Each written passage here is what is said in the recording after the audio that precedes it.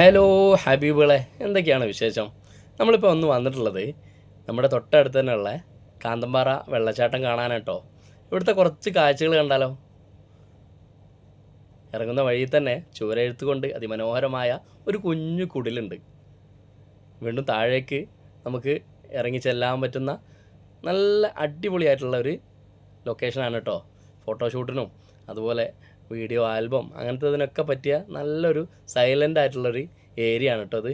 കൂടുതൽ തിരക്കൊന്നുമില്ലാതെ നമുക്ക് വെള്ളച്ചാട്ടത്തെ ആസ്വദിക്കാൻ കഴിയും കേട്ടോ. ഈ വെള്ളച്ചാട്ടത്തിൻ്റെ തൊട്ടടുത്തായിട്ട് തന്നെയാണ് സൂചിപ്പാറ വെള്ളച്ചാട്ടം അതുപോലെ മീൻമുട്ടി വെള്ളച്ചാട്ടം ഒക്കെ ഉള്ളത്. അതിനെ അപേക്ഷിച്ച് നോക്കുമ്പോൾ ഇത് വളരെ ചെറുതാണ്, എങ്കിലും കാണാൻ ഭംഗിയൊന്നും ഒക്കെ വളരെ മനോഹരമായിട്ടുള്ള ഒരു വെള്ളച്ചാട്ടം തന്നെയാണ് കേട്ടോ ഇത്. ഏകദേശം 30 മീറ്റർ ഉയരത്തു നിന്നാണ് ഈ വെള്ളം താഴേക്ക് പതിക്കുന്നത്. ഇതിൻ്റെ ഏറ്റവും വലിയ പ്രത്യേകത എന്തെന്ന് വെച്ച് കഴിഞ്ഞാൽ നമുക്ക് ഈ വെള്ളച്ചാട്ടത്തിൻ്റെ തൊട്ടടുത്ത് വരെ ഇറങ്ങി ചെല്ലാൻ കഴിയും എന്നുള്ളത് തന്നെയാണ് കേട്ടോ.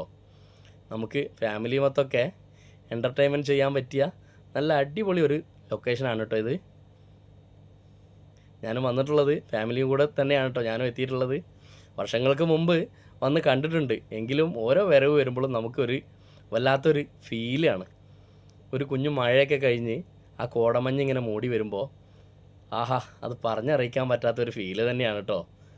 വെള്ളച്ചാട്ടത്തിൻ്റെ തണുപ്പും കോടമഞ്ഞിൻ്റെ തണുപ്പും ഒക്കെ കൂടി വല്ലാത്തൊരു അവസ്ഥ തന്നെയാണ് കേട്ടോ ഇവിടെ. നിങ്ങളാരെങ്കിലും കാണാത്തവരുണ്ടെങ്കിൽ ഒന്ന് വന്ന് കാണണേ. നല്ല അടിപൊളിയായിട്ടുള്ളൊരു വെള്ളച്ചാട്ടമാണ്. നമ്മളെ ചേട്ടന്മാരൊക്കെ ഫുള്ള് ചില്ലായിട്ട് അടിപൊളി എൻജോയ് ചെയ്തുകൊണ്ടിരിക്കുകയാണ്. എന്തായാലും വന്നു കഴിഞ്ഞാൽ നഷ്ടമില്ലാത്ത ഒരു ലൊക്കേഷനാണ് കേട്ടോ ഇത്. തീർച്ചയായും എല്ലാവരും ഒന്ന് വന്ന് കാണണേ. മേപ്പാടിൽ നിന്ന് ഒരു 8 കിലോമീറ്റർ മാത്രമേ ഉള്ളൂ കേട്ടോ ഇങ്ങോട്ടേക്കുള്ള ദൂരം. അതുപോലെ കൽപ്പറ്റയിൽ നിന്നാണെങ്കിൽ ഏകദേശം ഒരു 22 കിലോമീറ്റർ.